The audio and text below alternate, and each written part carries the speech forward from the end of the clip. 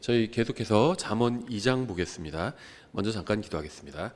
하나님 아버지, 주님께서 주신 이 지혜의 말씀으로 인해 감사드립니다. 저희가 이 말씀을 머리로만 아는 것이 아니라 또 마음에 새기고 또 저희 마음에 적용해서 정말 지혜로운 또 의로운 길을 걸을 수 있도록 도와주시기 원합니다. 감사드리며 예수님의 이름으로 기도드렸습니다. 아멘. 이제 우리 잠언 2장으로 왔습니다. 아마 이 강의를 듣는 분들 중에는 집안을 청소하면서 듣거나 또 아니면 운전하면서 듣거나 혹은 이제 고된 하루 일과를 끝내고 침대 위에서 누워서 듣는 분도 있을 겁니다. 저도 종종 다른 목사님의 강의를 청소하거나 운전하거나 이러면서 듣는 경우들이 있거든요. 이제 성경을 펴고 설명하는 본문을 보면서 강의를 듣기가 쉽지 않은 분들이 많이 있을 겁니다. 하지만 만일 성경을 펴서 이 강의에서 설명하는 구절들을 찾아볼 수 있는 여건이 된다면 가능하면 그렇게 하시기를 권장합니다. 그러니까 같이 강의를 들으면서 성경을 펴서 성경을 볼 수 있다면, 그러니까 잠언 2장을 보고 또 관련 구절을 찾아볼 수 있다면 이제 그렇게 하시기를 권장합니다. 귀로 듣기만 하는 것보다 귀로 들으면서 동시에 눈으로 볼 수 있다면 훨씬 더 명확하고 오래 기억할 수 있을 것입니다. 귀로만 듣는 것보다 눈으로 보고 귀로 듣는 것이 마음속에 더 깊숙이 박힐 수 있습니다. 이 잠언 2장은 지혜를 얻을 수 있는 은혜의 자리 중심으로 우리를 안내해주고 있습니다. 잠언 2장은 우리를 하나님의 말씀의 정수가 있는 자리로 안내하기 위해서 먼저 우리를 부르고 있습니다. 초청하고 있는 거죠. 그래서 우리는 잠언 2장을 이제 이렇게 5등분으로 나눠서 볼 수 있는데요. 먼저 1절부터 4절에선 지혜의 초청이죠. 지혜가 부르고 있습니다. 5절과 6절에선 초청에 응답한 결과를 보여주고 있습니다. 7절과 10절에서는 7절부터 10절에서는 이제 회심의 결과를 보여주고 있는데요. 5절, 6절과의 차이가 무엇이냐면 5절, 6절에서는 초청에 응답한 결과고요. 초청에 응답하게 되면 그 다음에 마음이 변화되게 됩니다.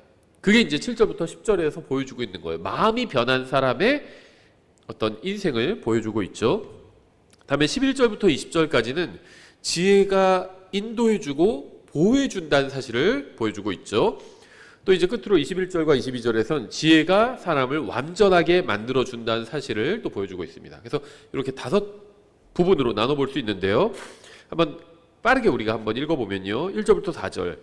내 아들아, 내가 만일 내 말들을 받으며 내 명령들을 내게 감추어 두기를 원하여 내 귀를 지혜에 기울이고 내 마음을 명철에 쏟으며 참으로 지식을 구하려고 부르짖으며 명철을 얻으려고 내 목소리를 높이며 은을 구하는 것 같이 그것을 구하고 감추어진 보물을 찾는 것 같이 그것을 찾으면 여기서 하나님께서는 사람들에게 지혜를 얻으러 오라고 부르고 계신 거죠.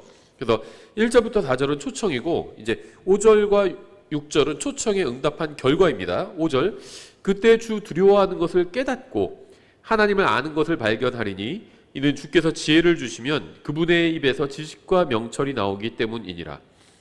하나님께서는 지혜를 주십니다. 참된 지혜는 오직 하나님으로부터만 받을 수 있습니다. 하나님께 지혜를 받기 위한 유일한 길은 그분의 부르심에 응답하는 겁니다. 7절부터 10절 그분께서는 의로운 자들을 위해 건전한 지혜를 모아두시고 올바르게 걷는 자들에게 방패가 되시며 판단의 공의의 행로들을 지키시고 자신의 성도들의 길을 보존하시나니 그때 내가 의와 판단의 공의와 공평을 깨닫고 참으로 모든 선한 행로를 깨달으리라. 지혜가 내 마음에 들어가고 지식이 내 혼에 기쁨이 될 때에는 이것은 회심의 결과가 무엇인지 보여주는데요. 지혜를 받은 사람은 회심하게 되어서 또 회심한 사람은 마음뿐 아니라 행동도 변하게 됩니다. 그러니까 하나님의 지혜를 받아들인다는 것은 지혜를 찾는다는 거거든요. 하나님께서 지혜를 받으라고 부르시죠. 근데 어떤 사람이 이 부름에 응답할까요? 지혜를 찾는 사람이 이 부르심에 응답합니다. 그래서 지혜를 찾는 사람은 지혜를 얻게 되는데요. 이제 지혜를 얻게 되는 사람은 지혜를 받아들이는데 지혜를 받아들인 사람의 특징은 마음의 변화를 마음이 변하게 된다는 겁니다. 마음이 변한 사람은 또 행동도 변하게 된다는 겁니다. 이걸 이제 이 7절부터 10절에서 보여주고 있고요. 11절부터 20절 이렇게 되어 있습니다. 분별이 너를 보존하며 명철이 너를 보호하여 악한 자의 길과 비뚤어진 것들을 말하는 자들에게서 너를 구출하리라. 그들은 올바른 행로들을 떠나 어둠의 길들로 걷고 악을 행하는 것을 기뻐하며 사악한 자의 비뚤어진 것을 즐거워하나니 그들의 길들은 굽었고 그들은 자기 행로들에서 비뚤어졌도다. 또 지혜가 너를 낯선 여자에게서 곧 자기 말들로 아첨하는 낯선 여자에게서 구출할 터인데 그녀는 자기의 젊은 시절 안내자를 버리고 자기 하나님의 언약을 잊고 있느니라. 이는 그녀의 집이 사망으로 그녀의 행로들이 죽은 자들에게로 기울기 때문이니 그녀에게 가는 자들은 결코 다시 돌아오지 아니하며 그들은 생명의 행로들을 붙들지도 아니하느니라. 이로써 내가 선한 자들의 길로 걸으며 의로운 자들의 행로들을 지키리니. 여기서는 지혜의 보호가 무엇인지 보여주고 있는데요. 하나님께서 주신 지혜를 받은 사람은 안전하게 됩니다. 이게 이제 지혜가 주는 유익 중에 하나죠. 어리석은 사람들은요, 자꾸 속아 넘어갑니다. 재산도 낭비하고요, 시간도 낭비하고 인생을 낭비합니다. 근데 하나님께서 주신 지혜를 받은 사람은 그런 속임수로부터 안전해지는 겁니다. 지혜는 안내자일 뿐 아니라 보호자이기도 하다는 겁니다. 그러니까 지혜는 바른 길로 안내해 줄 뿐 아니라 또 보호해 준다는 겁니다. 속임수로부터도 보호해 준다는 거예요. 성경은 하나님의 지혜를 담고 있습니다. 우리 성경을 따라 살면 그것은 가장 바른 길을 걷는 것일 뿐 아니라 가장 안전한 길을 걷는 것이기도 합니다. 그러니까 하나님의 길에 있어서는 바른 길과 안전한 길이 같은 길입니다. 바른 길 따로 있고 안전한 길 따로 있지 않다는 거예요. 사람들은 그게 올바른 일이기는 한데 그러면 내가 손해가 나. 이건 뭐죠? 내 재산상으로 안전하지 않다는 거죠. 내가 잃어버린다는 거잖아요. 그건 안전하지 않다는 거잖아요. 건강을 잃어버리거나 재산을 잃어버리거나 그건 안전하지 않은 거잖아요. 그러니까 이 세상에서는 안전한 길과 바른 길이 서로 다른 길처럼 보이기도 합니다. 하나님의 길에 있어서 그것이 같은 길이에요. 바른 길이 안전한 길입니다. 하나님의 길이 바른 길이고요. 그 길이 안전한 길이에요. 이 세상에서는 비록 손해를 당하는 것처럼 보여도 그것이 사실 궁극적으로는 아무것도 정말 중요한 것을 잃어버리지 않는 가장 안전한 길이기도 합니다. 그 이제 21절과 22절로 끝을 맺고 있죠. 이는 올바른 자들이 땅에 거할 것이며 완전한 자들이 그 안에 남을 것이기 때문이라. 그러나 사악한 자들은 땅에서 끊어지고 범법자들은 땅에서 뿌리채 뽑히리라.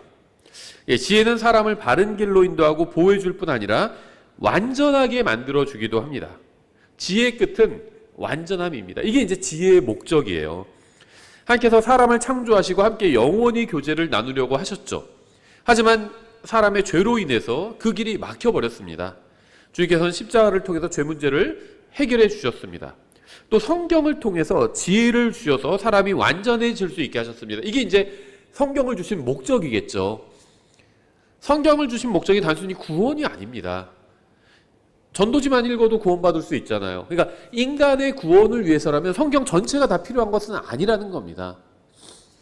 성경을 주신 목적은요, 사람이 완전해지게 하기 위함이에요. 왜 완전해져야 될까요? 그래야지 하나님과 영원히 교제를 나눌 수 있어요. 지금 우리는 완전하지 않잖아요. 하나님과 교제를 나누는 게 즐거워 보이시나요? 그러니까 성경을 잘 모르는 사람들은 이제 사람의 관점으로 보면 무슨 말을 하냐면, 아니 죽어서 하늘 날아가는 게 그렇게 좋은 것인가? 이런 얘기를 하는 사람들이 있어요. 그러니까 하늘나라가 굉장히 따분한 곳이라고 생각합니다. 왜 그럴까요? 그러니까 인간의 관점으로 보니까 그런 겁니다. 하늘나라에 죄가 없다고 그래. 하나님이 계시고 막 천사들이 있고 죄는 없어. 그럼 따분하지 않을까? 이런 생각을 하는데 그건 사람의 생각이라는 거죠. 지루하지 않을까? 재미없지 않을까? 이런 생각을 하는 겁니다. 왜 재미가 없죠? 사람이 그 수준이 안 되기 때문입니다. 제가 어린아이였을 때는요, 어른들 얘기하는 게 너무 재미가 없었어요. 재밌는 얘기를 하는 게 아니라 무슨 어른들 주로 뭐 돈 얘기하고 부동산 얘기하고 막 이런 얘기 하시는데 그땐 그게 이해도 못했고요. 재미도 없었습니다. 무슨 의미가 있나 저런 얘기가, 그런 생각을 했었어요. 제가 이제 어렸을 때, 초등학교 때. 근데 나중에 커서 보니까 그런 얘기들이 흥미로운 이야기잖아요. 그러니까 세상적인 사람 그냥 관점에서 보면 돈 얘기하고 부동산 얘기하고 이런 얘기들이 유튜브 동영상도 조회수가 높거든요. 사람들의 흥미를 끄는 이야기예요. 근데 어린 아이였을 땐 그런 게 재미가 없습니다. 그렇죠. 뭐 뽀로로 같은 게 나와서 막 춤추고 그런 걸 보는 거죠. 아이들은, 어린 아이들은. 그러니까 우리가 아직 영적으로 완전하지 않아요. 구원받았다 할지라도. 그래서 하늘나라에서 하나님과 함께 영원히 교제를 나눈다? 그 재미가 없어 보여요. 와닿지 않고. 이건 사람의 관점에서 보기 때문에 그렇습니다. 우리 완전하지 않기 때문에. 하나님만큼 완전하지 않습니다. 하나님만큼 거룩하지가 않아요. 하나님만큼 의롭지도 않습니다. 의의 기준도 달라요. 그러니까 하나님만큼 의롭지 않을 뿐 아니라 의의 기준도 다르다는 겁니다. 또 의에 대한 이 가치 평가도 달라요. 하나님은 거룩함, 의로움 이런 걸 굉장히 높게 평가하시는데 그래서 우리에게 주려고 하시죠. 이게 가장 좋다고 생각하십니다. 근데 우리는 그런 거 별론데 이렇게 생각합니다. 거룩함, 의로움 이런 거 별론데 이 세상에서 좀 건강하게, 그다음에 또 재물도 많이 누리고 편하게 사는 거, 우리는 그런 걸 원해요. 그렇죠? 하늘나라에 가면 편하게, 아무 걱정 근심 없이 편하게 산다. 물론 그거 사실입니다. 고통이 없는 곳이에요. 고통이라는 게 육체적인 고통뿐만 아니라 정신적인 고통도 해당이 되잖아요. 하늘나라는 고통이 없는 곳입니다. 그러니까 편하게 살게 될 겁니다. 지금은 고통이 있잖아요. 몸도 고통스러워, 아픈 곳이 있고 육체의 고통이죠. 또 일어나서 일하고 하면, 노동하면 또 고통스럽기도 하잖아요. 또 정신적인 고통도 있어요. 막 걱정하고 우리 사는 거 괜찮을까? 우리 자식 잘 될까? 아니면 부모님 계속 아프신데 어떻게 되지 않으실까? 다 고통입니다. 그런 걱정들도. 우리는 그런 거를 가지고 살고 있습니다. 그러니까는 그런 게 없는 상태를 원해요. 마음 편하게, 그냥 편하게 재물을 누리면서 몸도 건강하게 여행도 다니고 싶고 그런 걸 원합니다. 근데 성경에서 약속된 게 그런 것들이 아니에요. 완전한 의로움과 거룩함과 이런 겁니다. 그러니까 이게 와닿지를 않아요. 우리가 아직 그 수준에 이르지 못했기 때문이에요. 그러니까 인간의 관점으로 보니까 자꾸 우리가 원하는 건 인간적인 것만 추구하게 됩니다. 근데 하나님께서 약속해 주신 건 그런 것들이 아니에요. 근데 이 성경은요, 우리를 지혜롭게 만들어주고 완전하게 만들어줍니다. 이거는 정말 그 하나님께서 의도하신 완전한 사람으로 만들어주시는 거예요. 하나님과 교제가 되는 사람으로 만들어주시는 겁니다. 그럼 관점이 바뀌어요. 인간적인 어떤 것들이 재미없어집니다. 그리고 물론 이제 그 소프트웨어만 그렇게 바뀌는 것이라 하드웨어도 바뀌는 거죠. 인간의 육체도 영원히 살 수 있는 육체로 변하게 되잖아요. 하늘나라 우리가 나중에 올라가서 주님과 함께 영원히 살게 될 때는 우리의 정신과 마음만, 소프트웨어만 바뀌는 것이 아니라 육체도 그걸 견뎌낼 수 있는, 거룩함을 견뎌내고 담고 거룩하게 살 수 있는 그런 완전한 육체로 바뀌게 되잖아요. 그 길로 인도해 준다는 겁니다. 어떻게 하는지 그거는 자세히 몰라요. 왜냐면 우리 거기까지 가보지 못했기 때문에. 저도 모릅니다. 저도 못 가봤잖아요. 다 같이 가는 겁니다. 주님 오실 때까지 서로 격려하면서 가는 거예요. 근데 이 하나님의 말씀이 담고 있는 지혜가 우리를 그 완전함까지 이제 인도해 준다는 겁니다. 아주 잠언 그 2장을 아주 간략하게 저희가 한번 다 읽어봤고요. 간략하게 살펴보면서 한번 다 읽어봤습니다. 이 잠언 2장은 지혜의 올바른 사용법을 알려주고 있어요. 우리는 잠언 2장을 또 다른 식으로 구분할 수도 있는데요. 1절부터 3절에선 지혜를 구하라고 말씀하죠. 4절에선 지혜를 찾으라고 말씀합니다. 5절에선 지혜의 특징을 보여주고 있고요. 6절은 지혜를 주시는 분이 누구인지 보여주고 있죠. 7절과 8절에서는 지혜를 주시는 분과 지혜를 받는 사람의 관계를 보여줍니다. 9절부터 11절에서는 참된 지혜는 단순히 머리로만 아는 것이 아니라 행동의 변화를 가져온다는 점을 지적합니다. 뭐 많이 알고 있는 사람 보고 저 사람 지혜롭다 이렇게 그냥 얘기하지 않잖아요. 자기가 알고 그 다음에 그대로 행하는 사람을 보고 우리가 저 사람 참 지혜롭게 산다 이런 얘기를 하는 거죠. 12절부터 19절은 지혜가 악으로부터 보호해준다는 사실을 또 보여줍니다. 20절부터 22절은 지혜가 사람을 견고하게 서도록 도와준다는 사실을 보여줍니다. 잠언 2장을 어떤 방식으로 구분하건 상관없이 하나님의 초청에 응한 사람이 얻게 되는 매우 큰 유익이 무엇인지 보여주고 있어요. 주님의 부르심에 의해서 지혜를 찾고 구하는 사람에게는 인도와 보호뿐 아니라 완전함도 허락해 주신다는 겁니다. 그러니까 주님의 지혜를 구하고 또 이 지혜를 얻게 되고 이 지혜를 따라 사는 사람은 하나님의 인도와 보호만 받는 것이 아니라 완전함도 받게 된다는 겁니다. 다시 1절부터 간략하게 보면요. 1절, 내 아들아 내가 만일 내 말들을 받으며 내 명령들을 내게 감추어 두기를 원하여. 주님의 부르심은 개인적입니다. 내 아들들아 이렇게 부르고 계시지 않아요. 이건 단순히 왕이 자신의 아들을 부르는 것이 아니라 창조자 하나님께서 인간을 한 사람씩 개인적으로 부르시는 겁니다. 하나님의 이스라엘은 하나님께서 한 민족을 부르시지만 그 외에는 하나님께서 항상 개인적으로 부르십니다. 개인적으로 부르세요. 만일이라고 말씀하고 있죠. 만일. 내가 만일 내 말들을 받으면. 만일. if죠. 영어로는 if. 인간 개인에게 주시는 하나님의 약속에는 항상 조건이 포함되어 있어요. 내 말들을 받으면. 주님께서는 우리가 주님의 말씀을 사면, 구매하면, 혹은 우리 노력으로 얻어내면 이라고 말씀하지 않습니다. 주시는 말씀을 받으면이에요. 그냥 받아들이면 됩니다. 주님께서는 말씀을 선물로 줄 테니까 받으라고 말씀하셨습니다. 모든 좋은 선물은 하나님께로부터 오죠. 야고보서 1장 17절이죠. 모든 좋은 선물과 모든 완전한 선물은 위에서 오며 빛들의 아버지로부터 내려오는데 그분께는 변함도 없고 회전하는 그림자도 없느니라. 하나님께서는 예수 그리스도를 통해서 영원한 생명이라는 좋은 선물을 주셨습니다. 로마서 6장 23절이죠. 죄의 삭은 사망이나 하나님의 선물은 예수 그리스도 우리 주를 통해 얻는 영원한 생명이니라. 하나님께서는 사람을 인도하고 보호하기 위해서 성령님을 또 선물로 주셨죠. 고린도전서 12장과 에베소서 4장에 잘 나와 있죠.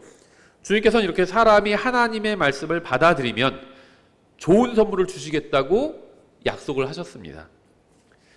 내 명령들을 내게 감추어 두기를 원하며. 이게 하나님께서 우리에게 요구하시는 거죠. 감춘다는 것은 단순히 받는 것 이상을 의미합니다. 누가 저에게 선물을 줬는데 제가 봤을 때 뭐 별로 가치가 없어 보여요. 별로 중요하지 않아요. 그럼 어떻게 하죠? 그냥 뭐 책상에 놓거나 그냥 집에 놓거나 그냥 딱 집에 갖고 와서 둘 겁니다. 그렇죠? 그러니까 선물을 받긴 했지만 소중하게 다루지 않는 경우도 있어요. 근데 감추어 둔다는 것은 함부로 다루지 않고 소중히 여긴다는 겁니다. 누가 선물을 줬는데 이거 너무 귀한 거예요. 쉽게 구할 수가 없는 거예요. 내가 너무나도 원하던 거예요. 근데 이거를 제가 함부로 두면 어떻게 될까요? 집에 와서. 왜? 아이들이 아빠 이거 뭐예요? 하고 막 다 열어보고 만져보고 난리가 납니다. 그래서 소중한 거는 제가 감춰둬요. 집에서 아이들 손 안 닿는 곳에, 이거 잘 포장해가지고 안 닿는 곳에 두던지, 아니면 제가 사무실에 두는 것도 있어요. 제가 아주 어렵게 구한 뭐가 책이 있거든요. 근데 이거 함부로 두지 않아요. 이거는 다시 구하기가 어려워요. 그러면 이거 잘 싸가지고 어디다 감춰둡니다. 사람들이 함부로 찾을 수 없는 곳에 감춰둬요. 가장 안전한 곳에 두는 거죠. 소중하기 때문에. 이거 구하기가 쉽지 않아요. 근데 누가 선물로 줬어요. 이거 잘 포장해서 두는 겁니다. 그렇죠. 그렇게 하라는 거예요. 하나님 말씀을. 잘 포장해서 안에 두라는 겁니다. 이건 잊어버린 것과는 달라요. 감춰둔다는 건요. 잊어버린 것과는 다릅니다. 내가 어디에 뒀는지 알고 있어요. 필요하면 그걸 꺼내볼 수 있는 겁니다. 그렇죠? 2절, 내 귀를 지혜에 기울이고 내 마음을 명철에 쏟으며. 우리가 귀로 듣는 모든 것이 다 옳은 것은 아닙니다. 우리는 정확하지 않은 것을 들을 때도 많습니다. 그래서 거짓말하는 사람들 많아요. 이 독립침례교회도요, 돌아다니면서 거짓말하고 다니는 사람들 많습니다.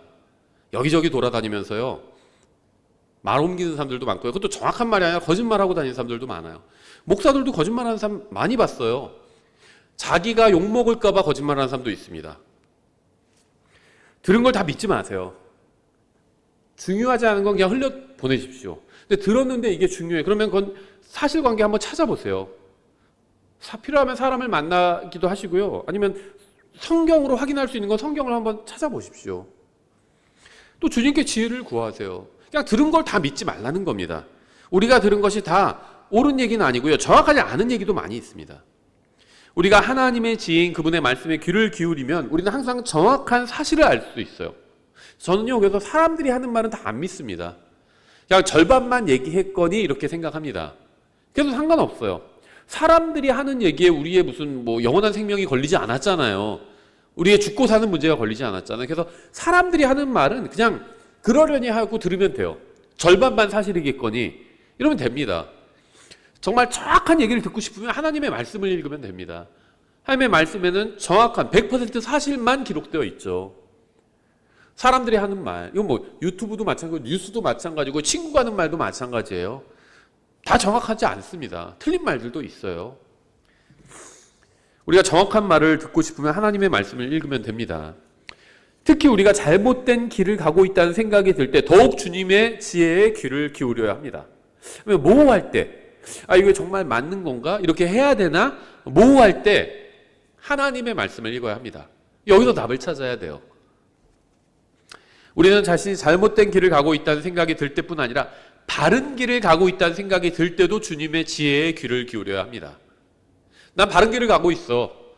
이렇게 생각한다고 해서 막 밀어붙이지 말고요. 계속 하나님의 말씀에 귀를 기울여야 합니다. 주님, 저는 제 양심상, 제가 성경을 읽고 확인해 본 이상 제가 바른 길을 가고 있다고 제가 그렇게 생각을 합니다. 근데 만약에 주님, 제가 잘못된 길을 가고 있다면, 제가 제 생각으로는 바른 길을 가고 있다고 생각하지만 주님께서 보실 때 제가 잘못된 길을 가고 있다면 제가 하나님 말씀을 읽을 때 주님 알려주십시오. 이렇게 기도해야 합니다. 그리고 성경을 읽어야 되겠죠. 그러니까 내가 정말 바른 길을 가고 있나? 이렇게 그럴 때만 성경에 귀를 기울이는 것이 아니라 내가 바른 길을 가지고 있다고 확신을 할 때도 성경에 귀를 기울이시라는 겁니다. 어느 길을 가든 항상 주님의 지혜에 귀를 기울이는 것이 가장 안전합니다. 내 마음에 명철을 쏟으며 이렇게 말씀하고 있어요. 우리는 주님의 말씀을 눈으로 읽고 귀로 듣는 것으로 만족해서는 안 됩니다. 우리는 눈으로 보고 귀로 들은 말씀을 반드시 마음에 적용해야 합니다. 마음을 명철에 쏟으래요. 그냥 귀로 듣고 눈으로 보고 거기로 만족하지 말라는 겁니다. 이 명철이란 것은 언더스탠딩이죠. 하나님의 말씀을 이해하는 겁니다. 이거를 그냥 머리로만 하는 일이 아니라는 거예요. 마음을 명철에 쏟으래요. 하나님의 말씀을 이해하는 것에 마음을 쏟으라는 겁니다. 말씀은 절대 귀와 눈과 생각과만 연결되면 안 돼요.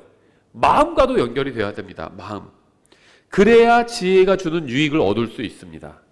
마음이 무엇인가를 받아들이는 밭이에요. 생각에서 그쳐서는 안 됩니다. 말씀은 항상 마음에 적용해야 합니다. 그렇지 않으면 아무 소용이 없어요.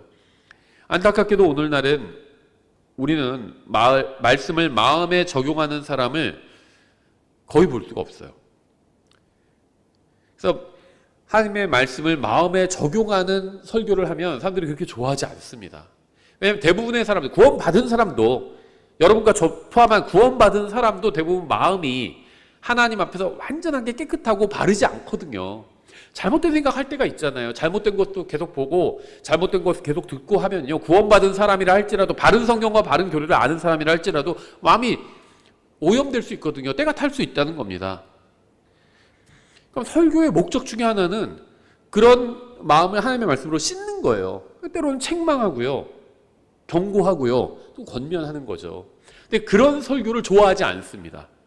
다 아는 얘기거든요. 그러니까 좋아하지 않아요. 하나님 말씀을 대로 사십시오, 뭐 이런 설교 좋아하지 않습니다.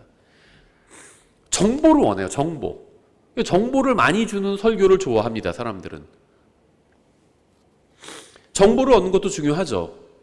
하지만 마음의 변화를 촉구하는 책망이 없는 설교는 진정한 의미의 어떻게 보면 설교가 아닙니다. 이 킹제임스 성경 진영도요, 막 어떤 정보가 넘쳐나요. 근데 잘못된 정보도 많습니다. 그런 정보를 주는 설교만 좋아해요. 삶이 하나도 변하지 않아요. 그래서 사람들은 말씀을 마음에 적용하지 않습니다. 각자 자기 생각대로 삽니다. 많은 기독교인이 주님의 말씀이 아닌 자기 생각대로 삽니다. 그래서 성경적 기독교의 실행이 거의 사라져버렸어요. 사람들은 말씀에 무관심하고 그저 자기 생각대로 살다가 죽습니다. 사람들은 자신의 인생에 일어난 일들을 그저 우연이나 불행쯤으로 여깁니다. 하지만 우연히 일어난 일은 없습니다. 모든 일에는 원인이 있고 또 결과가 있습니다. 우리는 이 인생을 아무 생각 없이 살아서는 안 됩니다. 우리는 마음을 명철에 쏟으며 살아야 합니다. 항상 하나님의 말씀을 마음에 적용하면서 살아야 합니다. 다른 사람의 마음이 아니라 자신의 마음에 적용해야 합니다. 내 마음을 명철에 쏟으며 이렇게 말씀하고 있잖아요. 많은 사람들이 실패하는 이유는, 구원받은 사람들도 실패하는 이유는 이 말씀에 귀를 기울이지 않기 때문에 자기 마음을 명철에 쏟으라고 말씀하고 있어요. 근데 다른 사람 얘기만 좋아해요. 누가 뭐라고 했대 어쨌대. 독립침례교에서는 그런 게 너무 많아요. 자기 킹제임 성경 믿는 사람이라고 하면서 막 뭐 블로그 같은 거 올리면서 다른 사람들 동정, 이야기 이런 것만 잔뜩 올리는 사람들도 있습니다. 정확하지도 않은 얘기들. 그래서 영적으로 성장하지 못하는 거예요. 다른 사람의 마음, 그거 별로 상관하지 마십시오. 자기 마음을 명철에 쏟으세요. 하나님의 말씀을 이해하고 삶에 적용시키는데 자기 마음을 쏟으십시오. 자기 마음을. 내 마음을 명철에 쏟으라 이렇게 말씀하고 있잖아요. 주님의 뜻대로 살겠다는 특별한 목적을 가지고 각자 자신의 마음에 말씀을 적용해야 합니다. 다른 사람은 왜 그렇게 안 할까? 그건 그 사람과 하나님과의 관계예요. 내버려 두십시오. 그 사람 위해서 기도해 주세요. 자기 마음을 하나님의 말씀에 쏟는, 거기에 집중하십시오. 그렇게 할 때 주님 앞에서 완전한 인생이 될 수 있습니다. 3절, 참으로 지식을 구하려고 부르짖으며 명철을 얻으려고 내 목소리를 높이며. 지식을 구하려고 부르짖는다 이렇게 말씀하고 있어요. 여러분 그래 보신 적 있나요? 부르짖는다는 것은요, 간절하게 부르는 걸 의미하죠. 마치 사고를 당한 사람이 간절한 마음으로 구조대를 부르는 것과 같습니다. 사고가 났어요. 그럴 때 119한테 전화할 때 얼마나 간절하겠어요. 그렇죠? 운전하다가 사고가 났어요. 자기랑 가족들이 다 차 안에서 쓰러져 있어요. 그때 119에 전화할 때 얼마나 간절하겠습니까? 그게 부르짖는 거죠. 숲속에서 조난을 당한 사람이 옆으로 지나가는 구조대에게 자신의 위치를 알리기 위해서 부르는 것과 같습니다. 조난당해서 그냥 쓰러져 있는데 옆에서 막 프레시 비치면서 누가 찾고 있어요. 막 구조대가. 그럼 내 위치를 막 적극적으로 알리겠죠. 저 여기 있어요. 저 여기 있어요 하면서. 그게 부르짖는 겁니다. 지금 막 출발하려는 마지막 버스를 부르는 것처럼 그렇게 목소리를 높여서 지혜를 불러야 한다는 겁니다. 그렇게 간절한 마음으로 지혜를 구하며 말씀을 대하면 주님께서 지혜를 주신다는 겁니다. 지혜를 얻기 위해서 무엇이든 하십시오. 지혜를 얻으면 마음에 적용하고 어떤 대가를 치르든 상관하지 말고 지혜가 인도하는 길로 가십시오. 그러면 그 끝에는 하나님 앞에서 완전함이 있을 겁니다. 제가 가장 인생을 돌아보면 후회하는 게 바로 이거거든요. 정말 하나님의 말씀을 구하고 그 말씀대로만 갈 걸, 내 생각대로 가지 말고. 인생을 뒤돌아보면요, 구원받은 이후에도 자기 생각대로 간 적이 있거든요. 하나님의 말씀대로만 갈 걸, 사람들 눈치 보지 말고 바른 대로만 갈 걸, 그냥 내 이익도 생각하지 말고 그냥 말씀대로만 갈 걸. 그게 제일 후회가 되더라고요. 그렇다면 좀 더 주님 앞에서 영적으로 좀 더 좋은 모습으로 지금 서 있을 텐데, 이런 생각이 들더라고요. 4절, 은을 구하는 것 같이 그것을 구하고 감추어진 보물을 찾는 것 같이 그것을 찾으면. 19세기에 미국에서 많은 사람이 금을 찾아서 서부로 갔죠. 자신의 경력과 고향과 심지어 가족을 뒤로하고 금을 찾아 서부로 갔습니다. 하지만 안타깝게도 그렇게 떠난 사람 중 대부분은 금을 찾지 못했어요. 심지어 서부로 가지도 못하고 길에서 죽는 경우도 빈번했습니다. 감추어진 보물을 찾는 것 같이 그것을 찾으면. 하나님께서는 멀지 않은 곳에 보물을 감추어 두셨습니다. 우리는 보물을 찾기 위해서 멀리 떠날 필요가 없습니다. 보물은 우리 집 앞마당에 있는 것처럼 매우 가까운 곳에 묻혀 있어요. 앞마당에 보물이 묻혀 있다면 어떻겠습니까? 내가 단독주택을 살고 있는데 앞마당에 보물이 묻혀 있어요. 그건 어떠실 것 같아요? 앞마당 다 파보겠죠. 가까운 곳에 있긴 하지만 보물을 얻기 위해선 땅을 파내는 수고를 해야 합니다. 근데 막 멀리까지, 알지도 못한 곳까지 멀리까지 가지는 않아도 돼요. 가까운 곳에 있어요, 확실히. 우리 집 앞마당 안에 확실히 있습니다, 보물이. 근데 그 보물을 얻기 위해서는 반드시 땅을 파야 한다는 거죠. 인생을 완전히 변화시켜주고 영원히 후회하지 않게 만들어줄 보물은 주님의 말씀 안에 있습니다. 로마서 10장 8절에 있죠. 그러나 그것이 무엇이라고 말하느냐? 말씀이 내게 가까이 있어 내 입에 있고 내 마음에 있느니라 하나니 그것은 곧 우리가 선포하는 믿음의 말씀이니라. 말씀이 가까이 있어요. 보물은 앞마당에 있어요. 멀리 찾아야만 할 필요는 없습니다. 하나님의 말씀 안에 있어요, 보물이. 근데 이거를 그냥 얻을 수는 없다는 겁니다. 앞마당을 파내는, 땅을 파는 수고는 해야 된다는 거예요. 1절에서 아까 만일 내 말들을 받으며 라고 말씀하셨죠. 우리가 주님의 말씀을 받아들이기만 하면 지혜의 길에 들어설 수 있습니다. 오늘날 지혜로운 사람이 많지 않은 이유는 주님의 말씀을 받아들이는 사람이 적기 때문이에요. 여러분은 하나님의 말씀에서 보화를 캐는 일을 하고 있습니까? 여러분은 진지하게 말씀을 대하고 있습니까? 여러분은 신실하게 말씀을 따르고 있습니까? 여러분은 말씀의 보화를 캐기 위해 수고하고 있나요? 5절 다시. 그때 주 두려워하는 것을 깨닫고 하나님 아는 것을 발견하리니. 잠언 2장 1절부터 4절은 하나님의 말씀에 기록된 축복인 지혜를 받는 사람의 마음 상태에 관해서 증언하고 있습니다. 그리고 이제 5절부터는 지혜를 받은 결과에 대해서 진술하고 있어요. 5절은 1절부터 4절의 조건이 충족되는 사람에게 일어나는 일입니다. 지혜를 찾으면, 구하면, 그럼 그런 사람에게 일어나는 일이 바로 주 두려워하는 것을 깨닫고 하나님 아는 것을 발견하게 된대요. 주님께서는 구하는 자에게 주시고 찾는 자가 발견하게 하시겠다고 약속하셨죠. 마태복음 7장 7절이죠. 구하라 그러면 그분께서 너희에게 주실 것이요, 찾으라 그러면 너희가 찾을 것이요, 두드리라 그러면 너희에게 열릴 것이니 구하는 자마다 받고 찾는 자는 찾으며 두드리는 자에게 열릴 것이니라.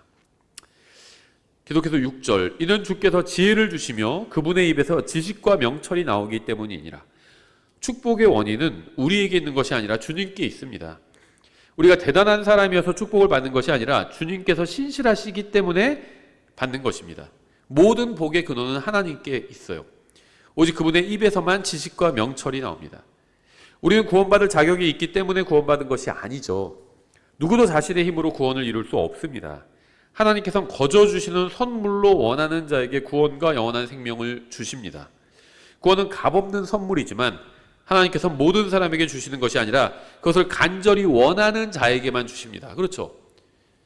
구원은 공짜로 주시는 선물이에요. 근데 모든 사람에게 주시지는 않습니다. 원하지 않는 자에게도 막 주시지는 않는다는 거예요. 원하는 사람에게만 주십니다. 우리가 전도지 나눠줄 때도요, 그냥 사람들 다 억지로 주는 게 아니라 저 전도지입니다 하고 주거든요. 원하지 않는 사람한테는 주지 않습니다. 받겠다고 하는 사람에게만 줍니다. 왜냐하면 하나님께서 구원을 주실 때도 그렇게 주시거든요. 이러한 사실을 이해하지 못하면 성경의 구원을 이해할 수 없는 겁니다. 계속해서 7절. 그분께서는 의로운 자들을 위해 건전한 지혜를 모아두시고 올바르게 걷는 자들에게 방패가 되시며. 지혜는 방패가 됩니다. 하나님의 말씀은 사람을 안전하게 지켜줍니다. 우리는 이 악한 현 세상에서 안전하게 살기 위해서 반드시 하나님의 말씀으로 무장해야 합니다. 에베소서 6장 13절부터 말씀하고 있죠. 그러므로 너희가 악한 날에 버텨내고 모든 일을 행한 뒤에 설 수 있도록 하나님의 전신갑주를 취하라. 그러므로 서서 진리로 너희 허리를 동여매고 의의 흉갑을 입으며 화평의 복음을 예비한 것으로 너희 발에 신을 신고 모든 것 위에 믿음의 방패를 취해 그것으로 너희가 능히 그 사악한 자의 모든 불화살을 끄며 구원의 투구와 성령의 검 곧 하나님의 말씀을 취하라. 우리가 주님의 말씀 안에 거할 때 주님께서는 우리의 방패가 되시고 산성이 되어 주실 겁니다. 시편 18편 2절도 이렇게 말씀하고 있어요. 주는 나의 반석이시오, 나의 요새시오, 나의 구출자시오, 나의 하나님이시오, 내가 신뢰할 나의 힘이시오, 나의 방패시오, 나의 구원의 뿌리시오, 나의 높은 망대시로다. 이렇게 말씀하고 있죠. 계속해서 8절. 판단의 공의의 행로들을 지키시고 자신의 성도들의 길을 보존하시나니. 하나님께서는 보호해 주실 뿐 아니라 보존해 주시기도 합니다. 하나님은 자신의 백성을 보존하시고 자신의 말씀도 보존해 주십니다. 시편 12편 6절부터 7절이죠. 주의 말씀들은 순수한 말씀들이니 흑도간 위에서 정자에 7번 순수하게 만든 은 같도다. 오 주여, 주께서 그것들을 지키시며 주께서 그것들을 이 세대로부터 영원히 보존하시리이다. 이렇게 말씀하고 있어요. 9절. 그때 내가 의와 판단의 공의와 공평을 깨닫고 참으로 모든 선한 행로를 깨달으리라. 하나님께서 준비해 주신 것들은 모두 선한, 좋은 것들입니다. 선한 하나님께서 선한 길로 인도해 주십니다. 이 믿음이 있어야 돼요. 그게 하나님을 믿는 겁니다. 단순히 하나님의 존재를 믿는 것, 그것이 성경에서 요구하는 믿음이 아니에요. 그거는 구원받기 위해서는 필요할 수도 있겠죠. 그런데 성경에서는 마귀들도 한 분 하나님이 계시다는 거 알고 떤다고 했습니다.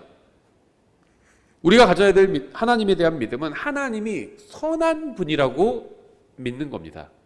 하나님이 선한 분이면 그분께서 인도해 주시는 모든 길이 선한 길이죠. 비록 내 눈에는 그것이 좋지 않게 보일지라도 그게 선한 길이라는 그 믿음이 있어야 돼요.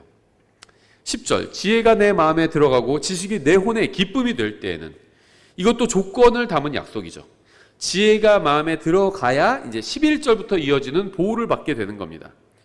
그러니까 지혜가, 하나님의 말씀이 지혜를 담고 있죠. 이 말씀이 내 혼에 기쁨이 될 때에 11절부터 19절까지 이어지는 이 보호가 보장된다는 겁니다. 말씀이 기쁨이 되지 않으면 보호가 보장되지 않아요. 말씀이 기쁨이 돼야 내가 하나님의 말씀으로 인해서 보호받을 수 있다는 겁니다. 그러면 어떤 보호인지 11절부터 19절에 보면, 분별이 너를 보존하며 명철이 너를 보호하여 악한 자의 길과 비뚤어진 것들을 말하는 자에게서 너를 구출하리라. 이상한 얘기, 지어낸 얘기에 속아 넘어가지 않게 해주신다는 겁니다. 그들은 올바른 행로들을 떠나 어둠의 길들로 걷고 악을 행하는 것을 기뻐하며 사악한 자의 비뚤어진 것을 즐거워하나니 그들의 길들은 굽었고 그들은 자기 행로들에서 비뚤어졌도다. 또 지혜가 너를 낯선 여자에게서, 곧 자기 말들로 아첨하는 낯선 여자에게서 구출할 터인데, 그녀는 자기의 젊은 시절 안내자를 버리고 자기 하나님의 언약을 잊고 있느니라. 이는 그녀의 집이 사망으로 그녀의 행로들이 죽은 자들에게로 기울기 때문이니 그녀에게 가는 자들은 결코 다시 돌아오지 아니하며 그들은 생명의 행로들을 붙들지도 아니하느니라. 이 말씀에 의하면 지혜가 지금 두 가지 일을 하죠. 첫째, 지혜는 악한 남자로부터 보호해줍니다. 둘째, 지혜는 또 악한 여자로부터 보호해줍니다. 우리가 남자로부터 공격을 당할 수 있는 것처럼 여자로부터도 공격을 당할 수 있어요. 남자로 인해 인생을 망칠 수 있는 것처럼 여자로 인해서 인생을 망칠 수도 있습니다. 지혜는 사악한 남자와 사악한 여자로부터 보호해줍니다. 13절, 그들은 올바른 행도를 떠나 어둠의 길로 걷고, 이렇게 말씀하고 있는데요. 사람은 처음에는 바른 길에 있었어요. 그래서 올바른 행로를 떠나 어둠의 길들로 걷고, 그러니까 처음에 바른 길에 있었습니다. 사람이 죄를 지을 때 바른 길을 떠나가게 되는 겁니다. 사람이 죄를 지으면 어둠 속에 거하려고 하는 성향을 갖게 되죠. 이 요한복음 3장 19절에서 말씀하는 거죠. 정죄의 근거는 이것이니 곧 빛이 세상에 왔으나 사람들이 자기 행위들이 악함으로 빛보다 오히려 어둠을 사랑한 것이니라. 이는 악을 행하는 자마다 자기 행위들이 드러나서 책망을 받을까 염려하여 빛을 미워하며 빛으로 오지도 아니하기 때문이라. 그러나 진리를 행하는 자는 빛으로 오나니 이것은 그가 자기 행위들을 나타내되 그것들이 하나님 안에서 이루어졌음을 나타내려 함이라 하시니라. 14절도 이렇게 되어 있어요. 악을 행하는 것을 기뻐하며 사악한 자의 비뚤어진 것을 즐거워하나니. 사람의 문제는 자기만 죄를 짓는 것이 아니라 다른 사람이 죄를 짓는 것을 기뻐한다는 것입니다. 악을 행하는 것을 기뻐한다는 것은 개인적인 것을 의미합니다. 이것은 자신이 죄를 짓는 것을 즐긴다는 거예요. 사악한 자의 비뚤어진 것을 즐거워한다는 것은 다른 사람이 죄를 짓는 것을 좋아한다는 겁니다. 그러니까 죄인은 죄인을 좋아하고 의로운 사람은 의로운 사람을 좋아합니다. 이제 20절로 돌아서 20절부터 22절까지. 이로써 내가 선한 자들의 길을 걸으며 의로운 자들의 행로들을 지키리니 이는 올바른 자들이 땅에 거할 것이며 완전한 자들이 그 안에 남을 것이기 때문이라. 그러나 사악한 자들은 땅에서 끊어지고 범법자들은 땅에서 뿌리채 뽑히리라. 하나님의 말씀으로 인해 지혜로워진 결과는 이 세상에서 부자가 되는 것이 아니라 선한 자들의 길로 걸으며 의로운 행로를 지키는 겁니다. 이게 이제 이 세상에서의, 그러니까 하나님의 말씀대로 하나님의 말씀으로 인해서 지혜로워진 사람이 이 세상에서 얻게 되는 결과인 거죠. 돈을 많이 벌게 되고 건강하게 살게 되고 이런 것이 아니라 선한 자들의 길로 걷고 의로운 행로를 지키는 것이다. 이렇게 말씀하고 있죠. 지혜를 구하지 않는 사람은 결코 지혜로워질 수 없어요. 지혜가 없는 사람들은 사악한 남자 여자에게 속아 해를 당하게 됩니다. 지혜를 구한 사람은 선한 길로 걸을 뿐 아니라 의로운 자들의 행로들을 지키게 됩니다. 우리는 하나님의 말씀대로 걸어야 합니다. 그렇죠? 또 하나님의 말씀을 지켜야 합니다. 이 지킨다는 것은 두 가지가 다 포함되어 있죠. 말씀하신 대로 그대로 행한다는 것도 포함되어 있고요. 이 하나님의 말씀 자체를 지키는 것도 포함되어 있죠. 구약 성경은 유대인 서기관들이 보존했습니다. 하나님께서 서기관들을 도구로 쓰셔서 보존하셨죠. 신약 성경은 그리스도인들을 통해서 보존하십니다. 성경을 보존하는 임무가 단순히 학자들에게 맡겨진 것이 아니라 성경에 그런 말이 없어요. 신약 교회의 성도들에게 맡겨졌다는 겁니다. 한국 성경을 보존하는 임무도요, 신약 교회 성도들에게 맡겨졌어요. 뭐 학자건 아니건 그게 중요한 게 아니라 성도들에게 맡겨졌습니다. 어떤 분이 이제 프랑스어 성경에 대해서 물어보셔가지고 좀 자료를 찾아봤는데요. 이것도 뭐 복잡한 문제더라고요. 지금 한국 이 영어권에 관해서는 우리가 뭐 명확하게 말할 수 있죠. 영어 킹제임스 성경이 오랫동안 기준이 되어 왔기 때문에 누구든지 영어 성경 중에 바른 성경을 찾는다 그럼 영어 킹제임스 성경 보라고 얘기해 줄 수가 있습니다. 한글 성경을 찾는 사람들은 이제 영어 킹제임스 성경에서 번역된 성경 중에서 찾아야 되겠죠. 여러 가지가 있고요. 이게 지금 한국에서 킹제임스 성경 믿는 사람들 중에 좀 논쟁이 있습니다.